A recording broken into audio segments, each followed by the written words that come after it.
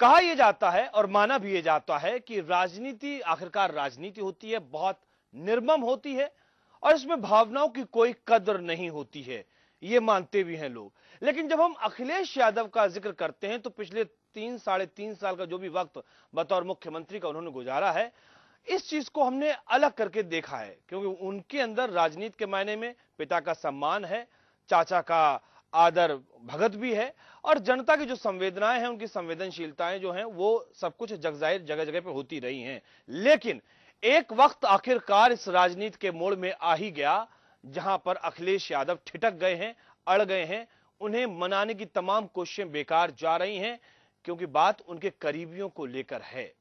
और आखिरकार ऐसा लगता है कि राजनीति करना या राजनेता बन गए हैं अब अखिलेश यादव, क्योंकि यहां पर उन्होंने सीख लिया है कि मुझे भी कुछ कहना है और अब वो झुकेंगे नहीं। तो फिलहाल इसी को लेकर आज हम बात करेंगे, क्योंकि अब यह दरख्त झुकने वाला नहीं है।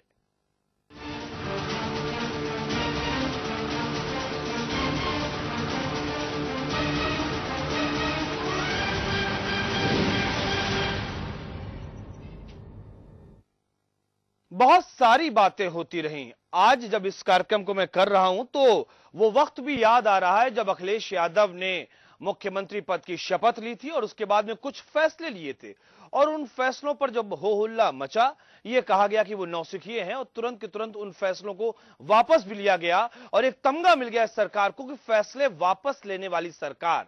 और ठीक जब अखिलेश यादव ने कुछ काम करना चाहा तो हमने ये भी देखा है किस तरीके से उन्होंने ट्रांसफर पोस्टिंग की है, किस तरीके से उन्होंने आईएएस आईपीएस को इधर से उधर लगाया और काम करवाया है और काम करने का हुनर उन्हें आ भी गया। और उसके बाद में उन्होंने बयान भी बदले और ये कहा कि अब उन्हें मालूम है कि कहां कहां पर नट बोल्ट ढीले हैं और कहां किसकी चूड़ी कसनी है। लेकिन अब एक ऐसा मोड़ आ गया इस पूरे की पूरी सरकार के कार्यकाल में भी, संगठन के कार्यकाल में भी, जब कह सकते हैं कि पिताजी ने बर्खास्त किया, बाहर निकाला, लेकिन बेटा ठिठक गया है। उत्तर प्रदेश के मुख्यमंत्री अखिलेश यादव नाराज हैं। बात अनुशासनहीनता की हो रही है। निश्चित तौर पर समाजवादी पार्टी ने अनुशासनहीनता के चलते कई नेताओं को बाहर का रास्ता दिखाया है, लेकिन क्या यह पारदर्शी तरीका रहा है? क्या हर निर्णय में पारदर्शिता बरती गई है? यही एक सवाल अखिलेश यादव के जहन में है और यही एक सवाल वो बंद कमरों में मीटिंग में अपने चचा से, अपने भाइयों से पूछ रहे हैं। आखिरकार वो बाहर हैं तो ये क्यों अंदर हैं, ये भी सवाल हो रहे हैं। फिलहाल खबर यही है कि शिवपाल सिंह यादव, धर्मेंद्र यादव, तेज प्रताप यादव आज सब लोग मनाने गए अखिलेश यादव को। नाराजगी उनकी दूर नहीं हुई है, नाराजगी जस की तस है। सैफई महोत्सव ये सिर्फ सरकार का नहीं बल्कि समाजवादी पार्टी का एक इतना बड़ा महोत्सव होता है।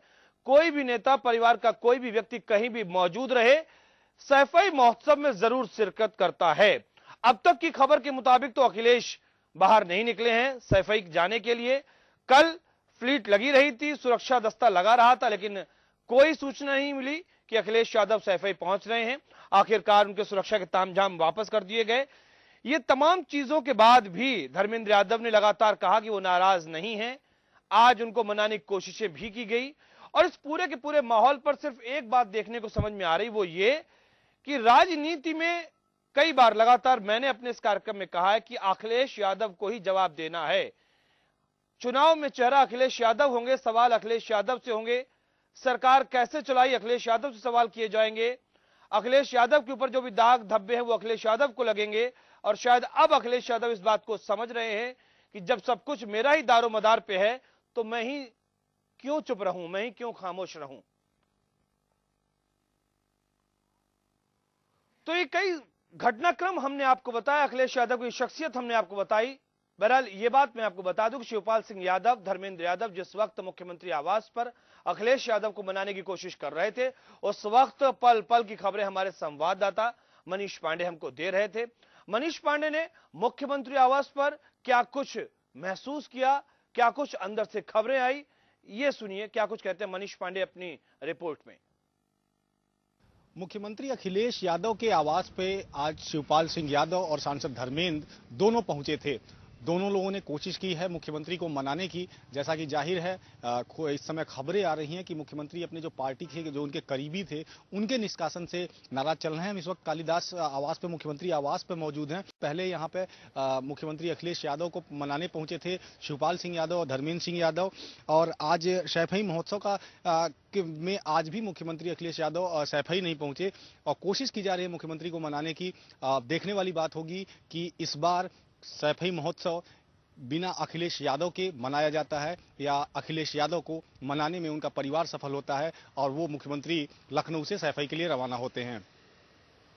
लखनऊ से कैमरामैन अमित के साथ मनीष पांडे, के न्यूज। तो फिलहाल अब तक की तो खबर के मुताबिक कभी अखिलेश नरम नहीं पड़े हैं। वैसे सौम्य स्वभाव के माने जाते हैं अखिलेश, लेकिन अब वो सख्त हो गए हैं। हमारे साथ खास मेहमान मौजूद हैं हमारे इस कार्यक्रम में। सरजीत सिंह डंग साहब हैं, भारतीय जनता पार्टी से हमारे साथ मौजूद हैं। धर्मानंद तिवारी समाजवादी पार्टी से इस वक्त हमारे साथ मौजूद हैं। चंद्रकिशोर शर्मा जी वरिष्ठ पत्रकार के तौर पर हमारे साथ मौजूद हैं और कांग्रेस से इस वक्त हमारे साथ हैं सुरेंद्र राजपूत जी। स्वागत है आप सभी का हमारे इस खास कार्यक्रम में शामिल होने के लिए। चंद्रकिशोर शर्मा जी, तमाम राजनीतिक प्रतिक्रियाएं हम सुने जाने, उससे पहले यह जरूर जानना चाहेंगे जो सवाल मैंने शुरुआत में कहा कि राजनीति बहुत निर्मम है और राजनीति में कहा यह जाता है कि पिता और पुत्र का कोई नाता रहता नहीं, अंततः बहुत वक्त तक बनाए रखने की कोशिश की जाती है। लेकिन इतिहास भी यही बताता है, अतीत भी यही बताता है, वर्तमान भी यही बताता है और शायद भविष्य भी यही बताएगा। क्या यह किस्सा समाजवादी पार्टी में भी दोहराया जाएगा? चंद्रकिशोर शर्मा जी।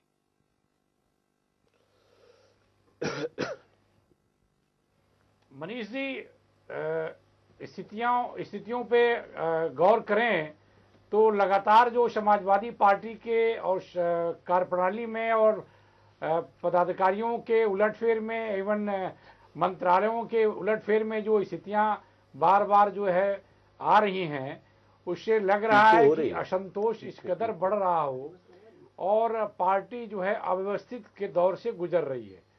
और निश्चित तौर पे 2017 का चुनाव नजदीक है, वर्तमान में जिला पंचायत अध्यक्षों का चुनाव का दौर चल रहा है, तो उसमें कहीं विधायक के परिवार का मसला है, कहीं जिला अध्यक्ष के परिवारों का मसला है। तो इन तमाम कारणों से असंतोष बना हुआ है और लगातार जो है कहीं का टिकट कट जाना, फिर कहीं का टिकट फिर नहीं, मैंने सवाल बिल्कुल सीधा सा किया था है कि चंद्रकिशोर शर्मा जी, मैंने सवाल बिल्कुल सीधा सा किया था कि अतीत की जो कहानी है, इतिहास जो कहता है, क्या भविष्य भी उसको दोहराएगा? चलिए हम सुरेंद्र राजपूत जी सवाल करते हैं। सुरेंद्र राजपूत जी, अखिलेश यादव के व्यक्तिगत उनके जो उनका स्वभाव है उसके बारे में भी हम आपसे जानना चाहेंगे। और राजनीति में आने के बाद में मैंने देखा है पिछले 3-3.5 साल के वक्त में बहुत बार अखिलेश यादव ने मुलायम सिंह यादव की बातें सुनी है, सार्वजनिक तौर पर सुनी है, और मुझे लगता है कि इतनी बातें सुनने के अधिकारी अखिलेश यादव हैं नहीं जितनी उनको सुनाई जाती हैं। अब ऐसा लगता है कि अखिलेश यादव को भी समझ में आ गया है कि चेहरा हमारे ही सामने होगा, काम हमारे ही सामने होगा, तो फिर क्यों हम ये बर्दाश्त करें? सुरेंद्र राजपूत जी।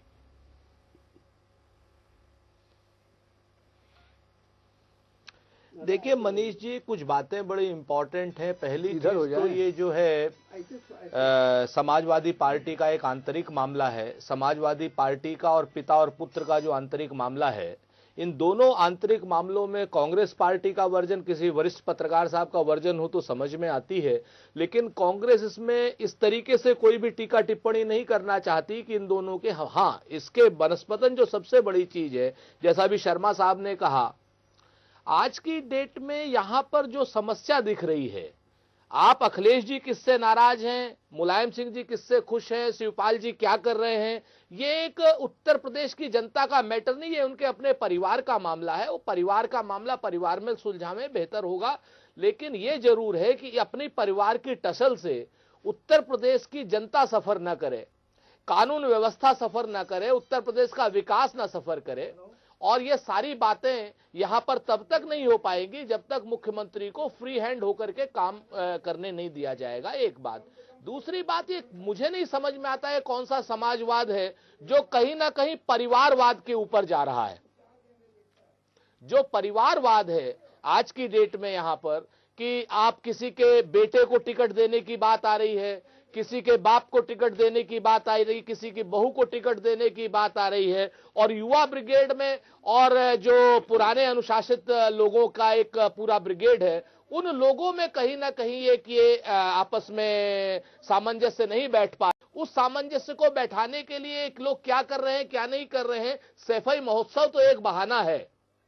सैफई महोत्सव में मुख्यमंत्री नहीं जाते हैं, ये कोई बहुत बड़ा विचार का सब्जेक्ट नहीं है। लेकिन हां, आज की डेट में उत्तर प्रदेश में कहीं थाने में कोई महिला ना पिटे, कहीं पर प्रतापगढ़ जैसी जगहों में 6-6 हत्याएं ना हो, सहारनपुर में लूट ना हो, देवरिया में लूट ना हो, लखनऊ में लूट ना हो, कानून व्यवस्था पूरी तरीके से सुदृढ़ रहे, विकास के कार्य अपने तेज गति से चले। हमारा तो मेन मुद्दा ये है, और उस मुद्दे पे कहीं ना कहीं समाजवादी पार्टी की सरकार चलिए अपने आप को पूरे तरीके से मेरा कहने का मकसद ये था सुरेंद्र राजपूत जी, ठीक है उनके परिवार का मसला है, लेकिन उनके परिवार के सारे लोग सरकार में शामिल हैं। ज्यादातर लोग, सारे लोग तो नहीं, ज्यादातर लोग सरकार में शामिल हैं। उनके डिसीजन सरकार के डिसीजन होते हैं, और चूंकि वो सार्वजनिक क्षेत्र में हैं, इसलिए उनका ये परिवार का मसला नहीं रह जाता है। और आपने भी उसको कहा कि सरकार का काम जो है वो दिखना चाहिए।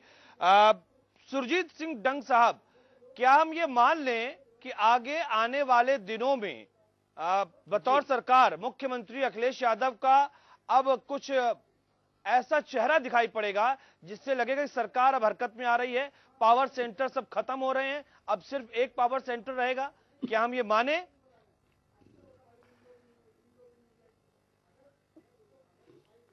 यह तो असंभव है। जो 3.5 साल में नहीं हो पाया, 3.25 साल में जी, उसकी अपेक्षा करना बुद्धिमानी नहीं है। उसका कारण है, देखिए ये बात अब परिवार की नहीं रह गई है। चौके की बात अब चौपाल पर आ गई है, बहस के मुद्दे पर आ गई है, और हर एक का अपना अपना अहंकार है, और हर अपने अहंग को लेकर के बैठा हुआ है। और मुख्यमंत्री जी के मन में जो शंका उठती है वो गलत नहीं है कि मेरे निकट जो लोग थे, बिना मुझसे परामर्श किए उनको तो बाहर कर दिया गया, और हमारे 4 चाचा जी हैं, पिताजी हैं, उनके निकट लोग भी जब गड़बड़ करते हैं तो हमें हस्तक्षेप करने का कोई अवसर नहीं दिया जाता। शिवपाल जी हैं, रामगोपाल जी हैं, अमर सिंह चाचा हैं, आजम साहब हैं, और पिताजी तो हैं ही। कई बार पिताजी ने भी खुले मंच से उनको कई बातों के लिए उनकी आलोचना की है। वो गलत नहीं है, एक पिता अपने पुत्र को समझाता है, डांटता है, कहीं कहीं ताकीद करता है कि ऐसे चलना चाहिए, वैसे चलना चाहिए। और इसमें कोई संदेह नहीं कि मुलायम सिंह जी का राजनीतिक जीवन बहुत लंबा है और बहुत अनुभव है उनके पास। ये सारी बातें ध्यान में रखते हुए अगर हम ये कल्पना करें कि अखिलेश जी अब अकेले और अपने मर्जी से सरकार चलाएंगे, ये तो संभव ही नहीं है। सुरजीत सिंह डंग साहब, मैं आपको रोक रहा हूं, अखिलेश यादव के बारे में और कहीं किसी भी राजनेता ने सहना भी पड़ेगा। सुरजीत सिंह डंग साहब, मैं आपको रोक रहा हूं, अखिलेश यादव के बारे में किसी भी राजनेता ने, किसी भी राजनीतिक दल के कार्यकर्ता ने व्यक्तिगत तौर पर उनके आचरण को लेकर मैंने कोई उनकी आलोचना नहीं सुनी है। बहुत सौम्य, बहुत सहनशील, और पिता के प्रति पूरा सम्मान, बड़ों के प्रति पूरा आदर, जनता के प्रति संवेदनशीलता उनके मन में है। लेकिन वो कौन सी वजह अब हो गई, या तो मैं कहूं कि अंदर ही अंदर जो घुट रहा था वो निकल नहीं पा रहा था, या मैं ये कहूं कि पानी अब सर से गुजर चुका है, या मैं ये कहूं कि वक्त करीब आ चुका है, 1.5 साल भी नहीं बचे हैं अब तो, और अब कोई डिसीजन लेना चाहिए अखिलेश यादव की तरफ से। इसको लेकर हम धर्मेंद्र तिवारी जी से जरूर सवाल करेंगे कि आखिरकार क्या फाइनल हम पिक्चर देख पाएंगे या नहीं देख पाएंगे, क्योंकि चुनाव तो करीब आ गए हैं। बात हम कर रहे हैं कि अब अखिलेश यादव आखिरकार वो कौन सी वजह है कि वो अड़ गए हैं। ये बड़ा सवाल इसलिए है क्योंकि आमतौर पर अखिलेश यादव का ये व्यक्तित्व किसी के सामने अब तक नहीं आया। पिताजी ने कुछ कहा, सर झुकाकर सुन लिया, चाचा ने कुछ कहा, अच्छी बात है, कैबिनेट में उनका सहयोग मिलता है, और कई मुद्दों को लेकर कभी भी उन्होंने कुछ नहीं कहा, चाहे उनकी गलती हो या ना हो। लेकिन अब क्या सर से पानी ऊपर गुजर चुका है? धर्मानंद तिवारी जी भी हमारे साथ मौजूद है। धर्मानंद तिवारी जी, सीधे तौर पर हम आपसे जानना चाहेंगे, आखिरकार वो कौन सी वजह थी? यूं तो कोई बेवफा होता नहीं।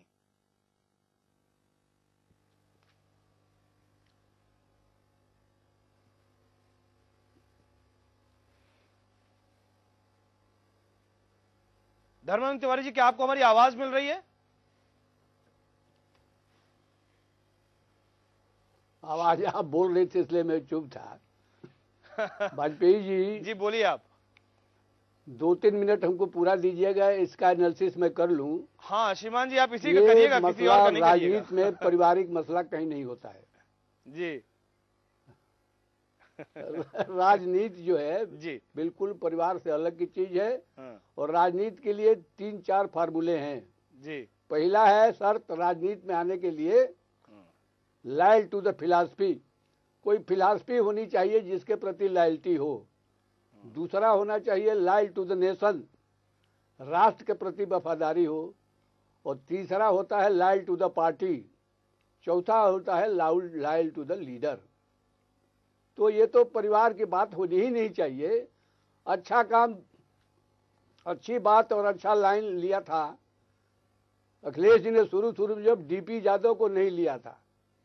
पूरे प्रदेश की जनता ने इसकी तारीफ की और पार्टी के बड़े नेता से लेकर के साधारण कार्यकर्ता तक इस बात की तारीफ की।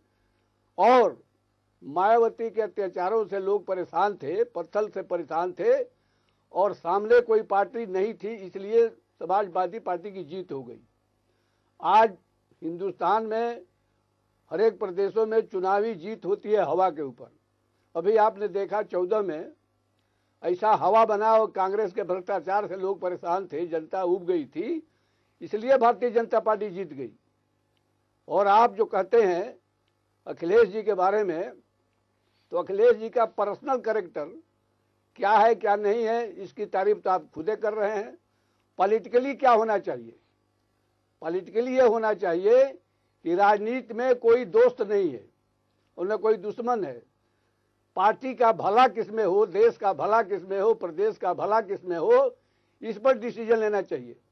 और आप जो कह रहे हैं कि ये चेहरा चुनाव में इनका चेहरा लेकर के चुनाव लड़ा जाएगा, आपके जवाब देखिए धर्मानंद तिवारी जी, आज प्रदेश में केवल चेहरा है आपका जवाब डिप्लोमेटिक है। मैं सीधे तौर पर आपसे सवाल कर रहा हूँ। एक मिनट सुन लीजिए हमारी बात। वक्त नहीं है ना, 1 घंटे का समय होता है हमारे पास। तो और मैं कहने जा रहा हूँ, समय खत्म हो जाता है। वही बात मैं कहने जा रहा हूँ। एक तब समय खत्म नहीं होगा।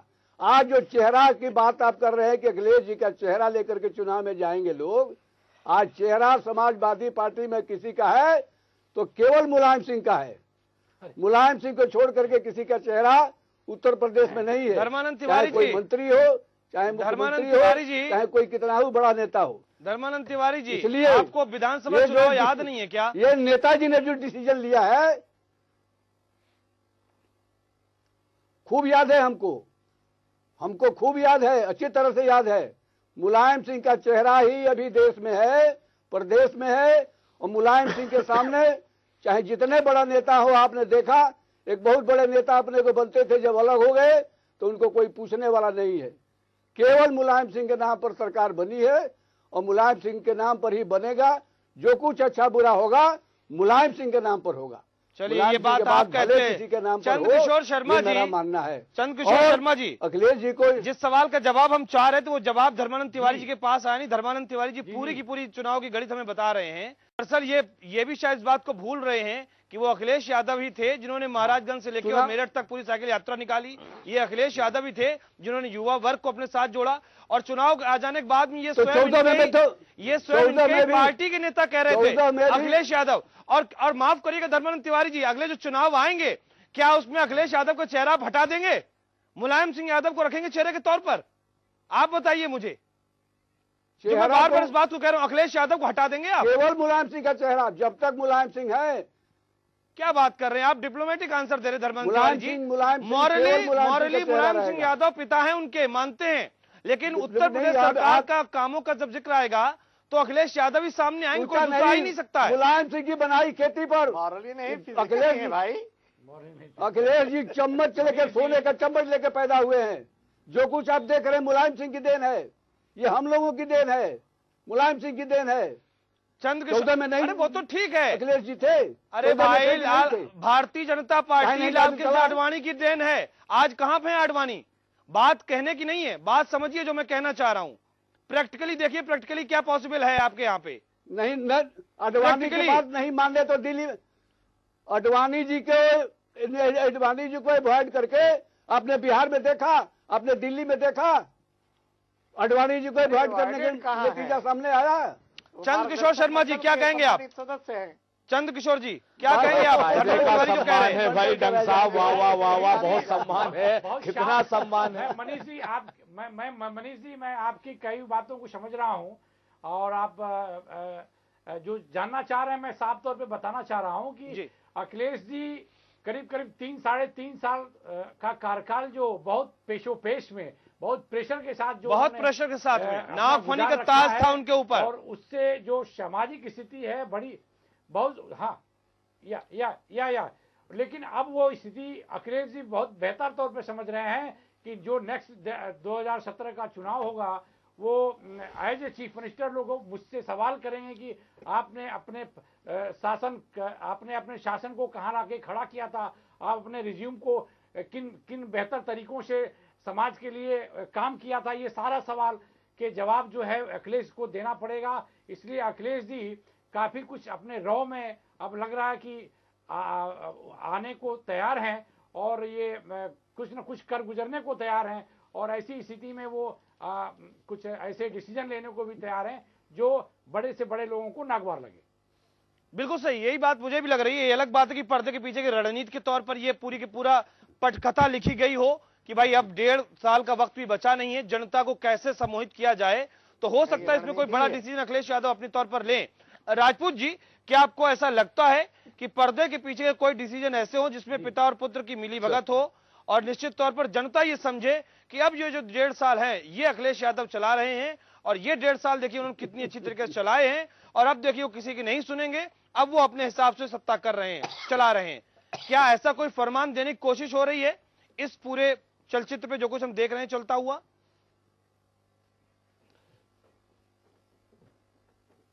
सुरेंद्र राजपूत जी, देखिए मनीष जी, अगर ऐसी कहीं कोई कवायद दिखती तो होती, तो दिखती जरूर। हाँ, अगर ऐसी कोई कवायद होती तो इंद्रियग्राह्य परिवर्तन अगर कोई होता तो दिखता। अगर आप अभी देखें कुछ समय पहले का, अगर आप मंत्रिमंडल का विस्तार देखें, जिस प्रकार से समाजवादी पार्टी ने जो एक निर्णय देने की कोशिश की थी कि साहब हमने इतने मंत्री बर्खास्त कर दिए, इतने मंत्रियों के विभाग छीन लिए और ये कर दिया वो कर दिया, माइनस गायत्री प्रजापति सब कुछ कर दिया था इन्होंने। आपके सामने देखा तो आप भ्रष्टाचार से लड़ने का आप वेपन देते हैं तो गायत्री प्रसाद प्रजापति जी को साथ में रख करके देते हैं, आपके सामने हैं। तो कौन से मंत्रिमंडल का विस्तार हुआ? आप जिस मंत्रिमंडल से जो सबसे चर्चित मंत्री था, पूरा प्रदेश कानून, लोकायुक्त और हाई कोर्ट जिसको कह रहा था कि इसको हटाना चाहिए, उस शख्स को तो आपने रख करके कौन सा वो दे दिया, आपने संदेश दिया। दूसरी बात जो आपने कहा सौम्य से सख्त हुए अखिलेश साहब, तो अखिलेश साहब घर में अंदर बैठने से सख्त हो जाएंगे तो मुझे नहीं समझ में आता, और सड़क पर आकर के उन्होंने कोई बात नहीं कही। तो यहां पर हमें नहीं समझ में आ रहा है कि वहां कहां से सौम्य है और कहां से वो सख्त है। आज की अगर आप पार्टी मीटिंग की बात करें, शिवपाल जी गए, धर्मेंद्र जी गए, तो धर्मेंद्र जी और शिवपाल जी अंदर गए, अंदर क्या बात हुई इस बात को भी कहीं पर भी ना अखिलेश जी की तरफ से कोई बयान आया और ना ही बयान कहीं कोई बाकी लोगों की तरफ से आया। तो यहां पर जो बात आ रही है हम तो वही चीज मानेंगे जो हमें दिखाई दे। आज की डेट में अखिलेश जी ने एक बयान दिया था कुछ समय पहले, उन्होंने कहा था कि मैं साहब पूरी की पूरी ब्यूरोक्रेसी की चूड़ियां कस दूंगा। तो 3 साल से चूड़ियां कसते कसते अखिलेश जी आज तक तो चूड़ियां कसी नहीं गई, या तो आपका पेचकस खराब है और या फिर आपके नट फ्री हो गए हैं। तो वो जो नट की जो धार है वो फ्री हो गई हो, तो वहां पर अगर कोई चीज ऐसी आ रही है तो हम तो तभी मानेंगे अखिलेश जी सौम्य, अखिलेश जी सख्त हो गए हैं प्रदेश के विकास के लिए, जब कहीं कोई हमें इंद्रियग्राह्य परिवर्तन दिखाई देगा। आज की डेट में विडंबना है कि समाजवादी पार्टी की एक 30 सेकंड दे दीजिए मुझे जी। समाजवादी पार्टी की पूरी सरकार है, 228 के आसपास विधायक हैं आपके पास, और केंद्र में पूरी भारतीय जनता पार्टी की सरकार है। इस बात पर कोई चर्चा नहीं कर रहा है कि पिछले साल से अब तक का बजट लगभग 27,000 करोड़ उत्तर प्रदेश का कम हो गया, एनआरएचएम में कम हो गया, पिछड़ों की आपकी पिछड़ों के तमाम और कामों में कम हो गया, महिलाओं के उस बजट में कम हो गया, तमाम जगहों पर बजट इसका काट दिया गया, अल्पसंख्यक कल्याण का बजट कम हो गया, दलितों का बजट कम हो गया, और केंद्र सरकार से आया हुआ सर्व शिक्षा के लिए अभियान के लिए पैसा कम हो गया, टीईटी और आपके जो शिक्षा मित्र है उनके लिए पैसा खत्म हो गया। ये सारी बातों पर चर्चा न करके सौम्य अखिलेश सख्त हो रहे हैं। कहां से सख्त हो रहे हैं ये धर्मानंद तिवारी जी बतावे या सुरजीत सिंह डंग साहब बतावे, चूंकि आपस में सत्ताधारी दल की दोनों की कहीं ना कहीं मिली भगत है कि एक लोग बजट कम कर रहे हैं और दूसरी तरफ के लोग जो है यहां पर उत्तर प्रदेश के युवाओं को बेरोजगार बनाने का काम कर रहे हैं। इस पर बात करें तो ज्यादा बेहतर हो। नहीं, निश्चित तौर पर उस पर भी बात हम करते हैं और की भी है बातें हमने, और उसके ऊपर हम करेंगे भी बातें। लेकिन बेसिक बात वही आ रही है ना कि अंदर जो कुछ पक रहा है वो हवा के माध्यम से उसकी महक बाहर आ रही है, और राजनीति में इस महक को सूंघना बहुत जरूरी है, क्योंकि इसी महक से पता चलेगा कि राजनीतिक रसोई में क्या कुछ आगे बन रहा है और क्या कुछ उत्तर प्रदेश में आगे होने वाला है, और ये समझना और ये जानना बहुत जरूरी है। चर्चा कर रहे हैं अखिलेश नाराजगी को लेकर। दरअसल ये नाराजगी इतनी ज्यादा बढ़ चुकी है कि ये नाराजगी जग जाहिर हो रही है, सार्वजनिक तौर पर समझ में भी आ रही है, लोग मनाने की कोशिश कर रहे हैं लेकिन फिर भी वो मान नहीं रहे हैं। और आमतौर पर अब तक के कार्यकाल में उनके व्यक्तित्व को लेकर ये थोड़ा सा विपरीत परिस्थितियां निर्मित हो रही, जिसके चलते हम इस चर्चा में इस बात को शामिल कर रहे हैं। हालांकि सुरेंद्र राजपूत जी कह रहे थे कि कुछ और भी गंभीर विषय हो सकते हैं, तो निश्चित तौर पर गंभीर विषय हैं, और उस गंभीर विषय की चर्चा करने के लिए खुद मुख्यमंत्री अखिलेश यादव इस समय दिल्ली में मौजूद है। मुझे ऐसा लगता है कि उन गंभीर विषयों की ही वो जांच पड़ताल करने में लगे होंगे। लेकिन क्या कुछ आज दिन भर चलता रहा उसको लेकर हम जरूर बात कर रहे हैं। धर्मानंद तिवारी जी, जैसा मैंने अभी कहा कि जो कुछ इस समय हालात हैं समाजवादी पार्टी के, चूंकि आप सरकार में हैं, परिवार आपका सरकार में शामिल है, इसलिए तमाम बातें पारिवारिक नहीं हैं, सार्वजनिक हैं, और इसीलिए हम निश्चित तौर पर ये जानना चाहेंगे कि आखिरकार अखिलेश यादव इतने ज्यादा नाराज क्यों हैं। सिर्फ एक घटना को लेकर उनके दो करीबी बाहर कर दिए गए, मुझे लगता है कि मामला इतना सा नहीं है, मामला इसके अंदर ही बहुत सारे होंगे जो आखिरकार अब वो आजिज आ गए।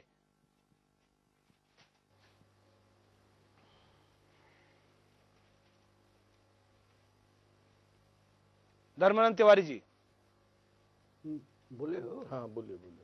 वाजपेयी जी जब भी कोई चुनाव आता है जी, चाहे जिला पंचायत का चुनाव हो, चाहे ब्लॉक प्रमुखी हो जी, चाहे विधानसभा हो, चाहे लोकसभा हो, चाहे एमएलसी का चुनाव हो, तो चुनाव में मुख्य मुद्दा यही होता है कि चुनाव कैसे जीता जाए। पॉलिटिक्स में पॉलिटिशियन लोग हमेशा यही सोचते हैं कि how to win the election, ये मेन बात होती है, कैसे जीता जाए। जितना अनुभव नेताजी को है प्रदेश के बारे में, हर जिला के बारे में, और जितना अनुभव शिवपाल जी को है प्रदेश के गांव-गांव जिला के बारे में, उतना शायद हमारे मुख्यमंत्री जी को नहीं है। उतना कहां कौन चुनाव जीतेगा ये सबसे ज्यादा जानते हैं आजकल शिवपाल जी। नहीं, अच्छी बात है। देखिए किसको कहां टिकट देना चाहिए। तिवारी जी मैं आपको रोक रहा हूं यहाँ पर। मैंने पिछली बार भी जो सवाल किया उसका सीधा जवाब मुझे मिला नहीं, और मैंने इस बार भी जो सवाल किया उसका सीधा जवाब मुझे मिलने की उम्मीद कम दिख रही, इसलिए मैं आपको रोक रहा हूं। मैंने आपसे ये कब कहा कि मुलायम सिंह यादव जी अनुभवी नहीं है? कोई इस बात को नहीं कहता, वो अनुभवी भी बहुत है, वरिष्ठ भी बहुत है, लेकिन जहां काम आए सुई का करे तलवार, ये बात अगर इतनी थी तो अखिलेश यादव को प्रोजेक्ट क्यों किया गया? अखिलेश यादव को इस तरीके से कमान क्यों सौंपी गई उत्तर प्रदेश में पिछली बार? जब सब कुछ मुलायम सिंह यादव ही कर सकते हैं, जब सब कुछ शिवपाल यादव ही कर सकते हैं, फिर अखिलेश यादव की जरूरत कहां पे है? अखिलेश यादव क्यों पिक्चर में है? अगर आप मुझे इसका जवाब दे दें तो बेहतर होगा। सब कुछ शिवपाल यादव कर सकते हैं, मुलायम कर सकते हैं, अखिलेश यादव क्यों यहां पर विराजमान है? एक नौसिखिया के हाथ में क्यों कमान है? जब आपके मुताबिक अगर हम बात करें तो हमने कहा नहीं कह रहा हूं, हमने तो ये कहा जब चुनाव नहीं, वो मैंने यही कहा ना भाई, तब भी तो अनुभवी थे। किसी श्रीमान धर्मानंद तिवारी जी तो यही बात बताया जो मैं बता रहा हूं। नहीं धर्मानंद तिवारी जी, मैं एक बात आपसे कह रहा हूं और पूछ रहा हूं। मैंने आपसे ये पूछा है, मुलायम सिंह यादव इतने अनुभवी थे, शिवपाल यादव पूरे उत्तर प्रदेश को समझते थे, फिर अखिलेश यादव को क्यों प्रोजेक्ट कर रहे हैं आप? अखिलेश यादव को क्यों आप पकड़ा रहे हैं कमान? क्या वजह थी?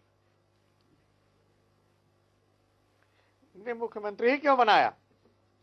अरे भाई बच्चे को तैरना सिखाया जाता है, बच्चे को सिखाया जाता है ना। सही बात, बच्चे को तैरना सिखा रहे हैं, यानी कि उत्तर प्रदेश में आप एक्सपेरिमेंट कर रहे हैं। आप बनाने वाले तो नेताजी हैं श्रीमान तिवारी जी, प्रदेश के ऐसी तैसी हो जाए। एक्सपेरिमेंट कर रहे हैं आप, एक्सपेरिमेंट नहीं कर रहे हैं, तैरना सिखा रहे हैं आप।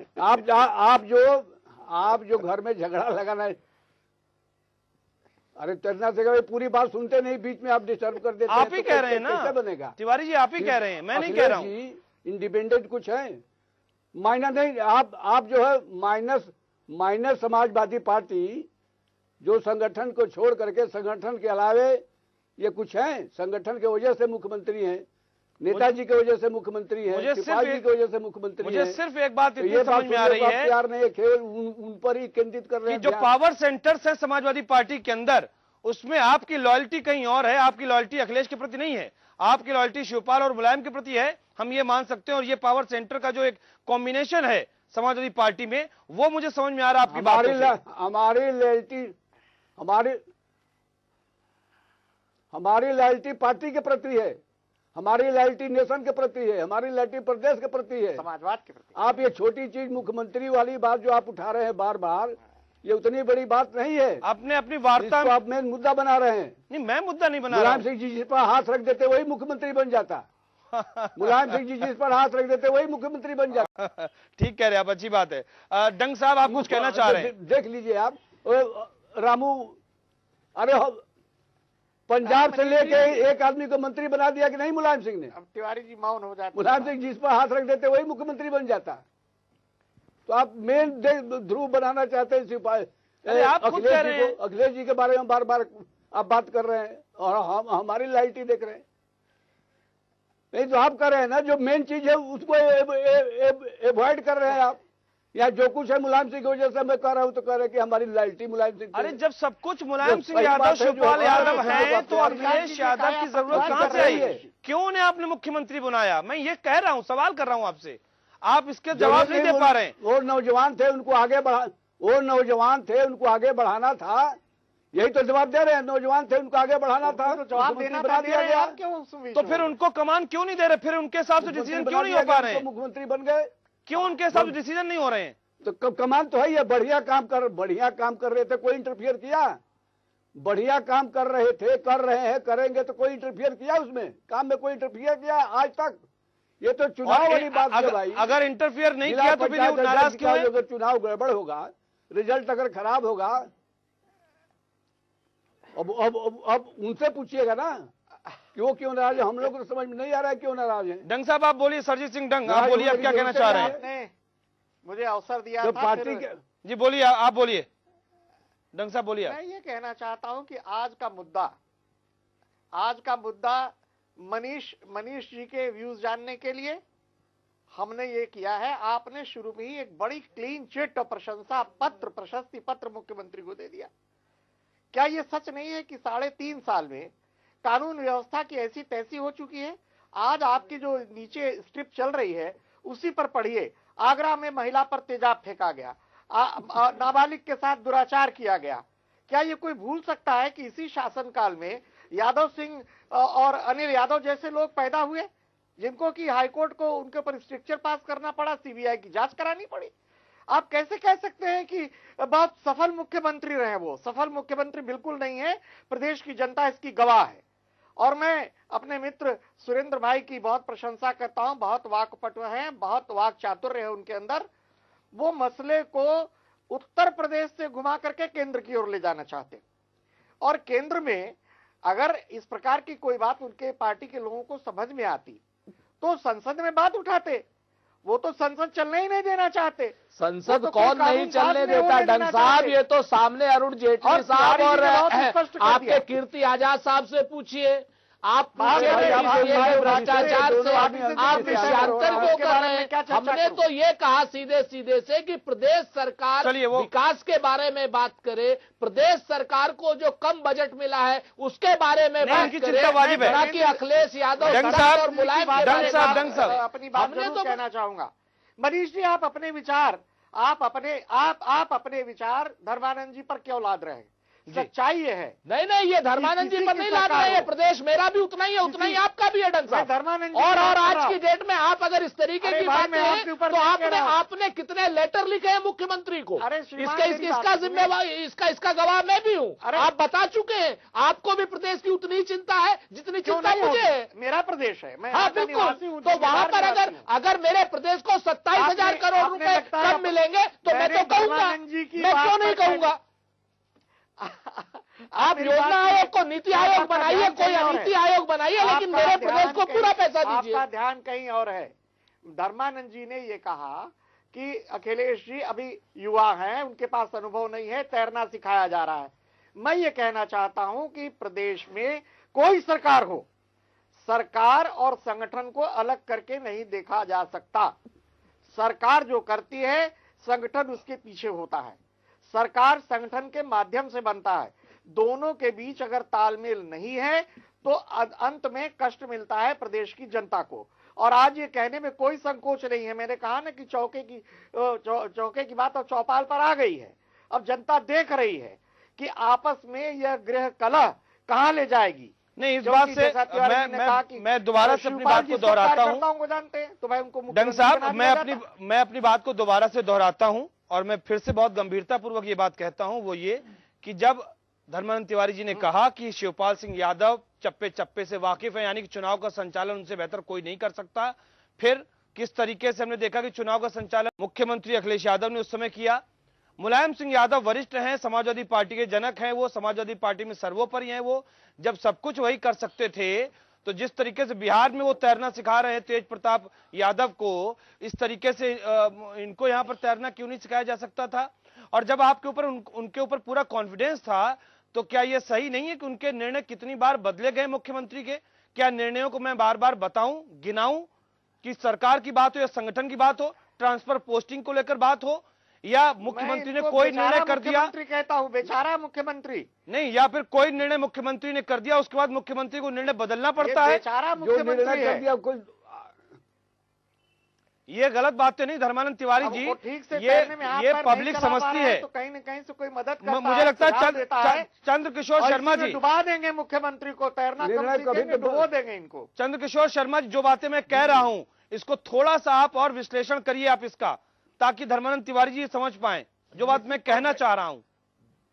बहुत सही बात मनीष जी आप कह रहे हैं, बहुत सही बात कह रहे हैं मनीष जी। आपका कथन बिल्कुल सत्य है और निश्चित तौर पे ये जवाबदेही है एक प्रदेश के मुख्यमंत्री की आने वाले 17 के चुनाव में कि जो लॉ एंड ऑर्डर का सवाल है, जो बेरोजगारों का सवाल है, जो प्रदेश के विकास का सवाल है, वो सीधे तौर पे मुख्यमंत्री उसके जवाबदेही हैं। धर्मानंद तिवारी जी कह रहे थे कि पार्टी में इस तरह के बहुत सारे लोग हैं जिनके आधार पे मुख्यमंत्री अखिलेश यादव को बनाया गया है। ये बात सही है। संगठन और परिवार दो अलग अलग और सरकार तीन अलग अलग चीजें होती हैं, लेकिन कहीं से भी ये बात ऐसी नहीं होनी चाहिए संगठन और सरकार पे परिवारवाद कहीं भारी पड़े। तो आज जो स्थिति है वो टिकटों को लेकर के और संगठन में जो स्थिति क्रिएट हो रही है कि जो संगठन में बढ़ चढ़ के हिस्सेदारी जिन युवाओं ने मुख्यमंत्री के साथ किया शुरुआती दौर के चुनावों में, उन पे सीधे तौर पे कार्रवाई हुई। आज एक बिजनौर की विधायिका पे सीधे तौर पे कार्रवाई हुई। तो ये कहीं ना कहीं से इस तरह की चीजें पूर्ण रूप से अनियमित मतलब एक अव्यवस्थित हो रही है, जिसका जो है सीधे इम्पैक्ट जो है जनता के सामने आ रहे। जो एक छोटा सा ब्रेक लेते हैं और ब्रेक के बाद में ये जानने की जरूर कोशिश हम करेंगे यहाँ पर कि ये अभी शुरुआत है कि हम ये माने कि मान लीजिएगा अगर मुख्यमंत्री अखिलेश यादव के कोई करीबी बाहर हुए हैं और अगर उनको अंदर नहीं लिया गया तो उसकी गाज अब कुछ और नेताओं पर भी गिरेगी, ताकि जो हमारे जो करीबी अंदर हैं उनको भी हम बाहर करते हैं, उनको भी हम अंदर नहीं रखेंगे। क्या ऐसा कोई परिदृश्य सामने नजर आएगा? मुख्यमंत्री अखिलेश यादव को किसी तरह मनाया जाएगा, खुश किया जाएगा, या फिर अब मुख्यमंत्री का जो चेहरा इस वक्त दिख रहा है ये हम चुनाव तक माने कि अब वो ऐसे ही नाराज होंगे और तल्ख होंगे, सख्त होंगे और डिसीजन अपने हिसाब से लेंगे, नहीं तो बाद में ये वो कह देंगे ये ले अपनी लकुट कमरिया बहुत ही नाच नचाए हो। के न्यूज पर मैं हूं आपके साथ मनीष बाजपेयी और चर्चा ही चर्चे में कुछ बातें इस तरीके से सामने आई और कुछ बातें मेरे भी जहन में आई। क्या आप इस परिदृश्य की कल्पना कर सकते हैं कि मुख्यमंत्री अखिलेश यादव नाराज हो जाएं, वो ये कहें कि बस बहुत हो गया, अब नहीं सहा जाता है और वो अपना इस्तीफा दे दें? हो सकता है कि एक हाइपोथेटिकल क्वेश्चन हो, लेकिन राजनीति में कभी भी कुछ भी हो सकता है। चुनाव जीतने के लिए जैसा कि धर्मानंद तिवारी जी फरमा रहे हैं कि आखिरकार राजनीतिक दल सिर्फ और सिर्फ एक मकसद से चुनाव लड़ते हैं, वो है जीतने के लिए। सुरेंद्र राजपूत जी, बहुत सारी बातें हमने की, हम ये जरूर जानना चाहेंगे ये जो पिक्चर अभी हमें दिख रही है ये सिर्फ तात्कालिक है या दीर्घकालिक है, और क्या ये चुनावी गणित के हिसाब से कोई तस्वीर फिट बैठ रही है? हम ये भी जानना चाहेंगे क्या ये कोई चुनावी रणनीति हो सकती है? हम ये भी आपसे जानना चाहेंगे।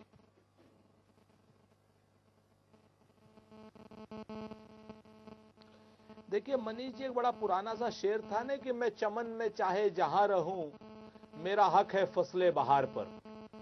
यहां पर मसला ओल्ड गार्ड्स और न्यू गार्ड्स में हक के एक लड़ाई आ रही है, फसले बहार की हक पर। अब ये ओल्ड गार्ड्स कह रहे हैं कि साहब हमारी वजह से सत्ता आई, और न्यू गार्ड्स कह रहे हैं हमारी वजह से सत्ता आई, और दोनों ही सत्ता के प्रतिफल को कहीं ना कहीं मीठे रूप से कहीं लेना चाहते हैं।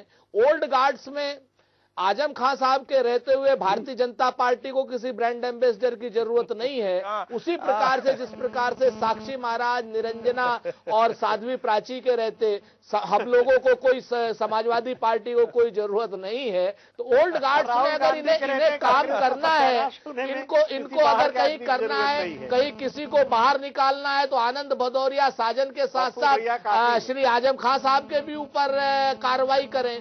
भारतीय जनता पार्टी को अगर कार्रवाई करनी है तो आज की डेट में उस भारतीय जनता पार्टी के उन सारे कार्यकर्ताओं के ऊपर, उन नेताओं के ऊपर, कार्यकर्ताओं पर कार्रवाई करें। ये लोग जो बिहार के चुनाव में पाकिस्तान के नाम पर मां बहन कर रहे थे और अब कह रहे हैं कि हम सब लोग जो हैं भाई बहन हैं। आप इस चीज को देखिए कि जिन जिन लोगों पर कार्रवाई करनी चाहिए ना मनीष जी, एक अंग्रेजी की कहावत नहीं है कि you show me the face, I will show you the rule. तो चेहरा देख करके यहां पर चाहे समाजवादी दल और चाहे भारतीय जनता पार्टी हो, चेहरा देख करके कार्रवाई करती है। तो जब तक ये चेहरा देख करके कार्रवाई करते रहेंगे तब ये समाजवाद की बात नहीं होती, ये सिर्फ और सिर्फ सत्ता लोलुपता की बात होती है। आज की डेट में समाजवादी पार्टी में ओल्ड गार्ड्स और न्यू गार्ड्स में सिर्फ एक झगड़ा दिखाई दे रहा है, वो सत्ता को किस तरीके से हम उपयोग कर सकें, उपभोग कर सकें, उसकी ये लड़ाई है। और यही लड़ाई भारतीय जनता पार्टी में भी कहीं ना कहीं, चाहे वो कीर्ति आजाद के मानिंद हो, शत्रुघ्न सिन्हा के मानिंद हो, आरके सिंह के मानिंद हो। आप देखिए जिस आदमी ने एक बार नाम नहीं लिया अरुण जेटली का, उसको तो हटा दिया, और शत्रुघ्न सिन्हा और आरके सिंह जिन्होंने आप कई शब्दों को मैं उधार लेता हूं, ये लड़ाई फसले बहार की है। आरके सिंह को और शत्रुघ्न सिन्हा को आज तक उन्होंने जो है पार्टी से बाहर। धर्मानंद तिवारी जी कुछ कहना चाह रहे हैं। धर्मानंद तिवारी जी आप कह सकते हैं, वक्त है। ये वाजपेयी जी, आपने कहा कि अखिलेश जी के कई निर्णय बदले गए।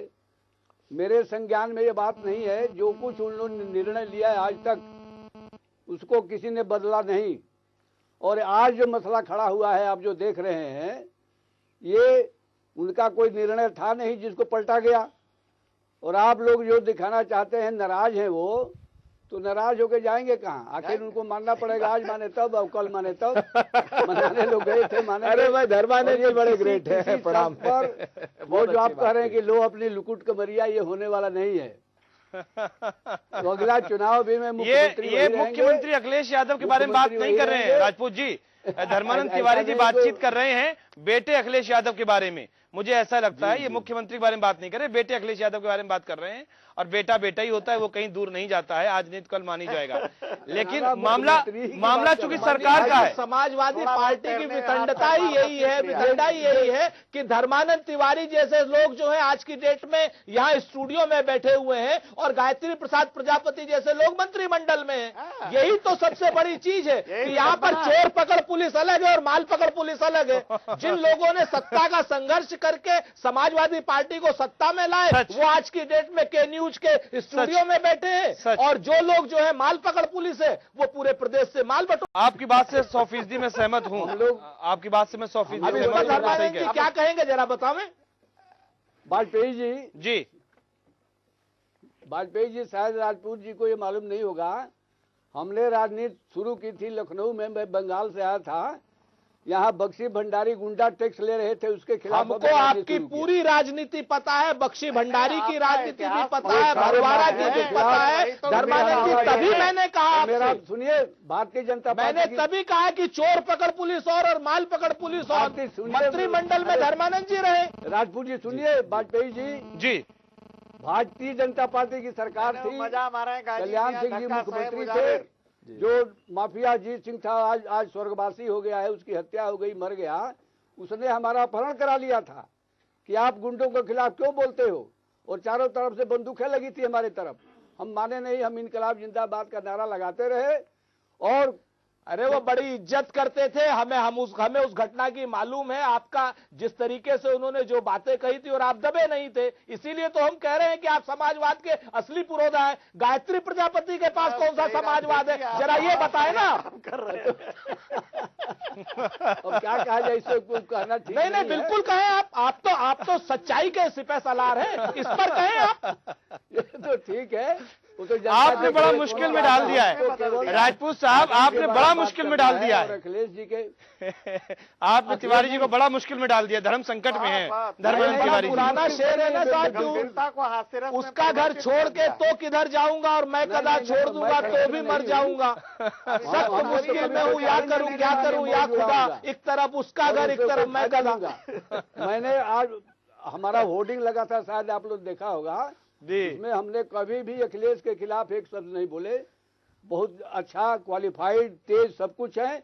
और निर्णय आज तक जो उन्होंने लिया, जितने काम कराए, जितने काम की बात की, चाहे वो सफाई में वो जो सब सफारी बन रहा है या वेदांता बन रहा है, जितना भी काम हो रहा है, नहीं तैरना सीख रहे हैं। किसी काम में तैरने के किसी ने बाधा नहीं किया। वो तो मुख्यमंत्री बनने की बात तो मैंने कहा था, जनरल बात कहा था हमने, गोता खा जाते हैं तो आप मुख्यमंत्री लोग खड़े हो के लिए जाते बात नहीं थी, वो जनरल बात थी। इसमें हम लोग कोई चलिए चंद्रकिशोर जी आगे के सूरत हाल क्या रहेंगे, आपके माध्यम से ये अनुरोध करूंगा मैं भी जी। अब अखिलेश जी से ये निवेदन करूंगा कि इसका फायदा विरोधी उठा लेंगे, इसलिए उनको नाराज नहीं होना चाहिए। और ठीक है, बिल्कुल सही बात है, विरोधी उठा ले। अध्यक्षों का चुनाव जो है बिल्कुल सामने है जी। और जिला पंचायत अध्यक्ष में पार्टी सभी जिलों में चुनाव लड़ रही है, और टिकटों को लेकर के काफी उहापोह की स्थिति है जी। उसमें तमाम कार्रवाइयां हुई, उसमें विधायक तक पे आज कार्रवाई हुई है, बिजनौर की विधायिका पे कार्रवाई हुई है जी। उसमें युवा संगठन के तमाम ऐसे पदाधिकारी जो अखिलेश के मंत्रियों को भी चेतावनी दी, यात्रा में थे, उनके साथ उनके खिलाफ कार्रवाइयां हुई हैं। तो ऐसी स्थिति में जो जिला पंचायत अध्यक्ष का जो रिजल्ट आएगा, उसको लेकर के 2017 के कयास लगाए जा सकते हैं।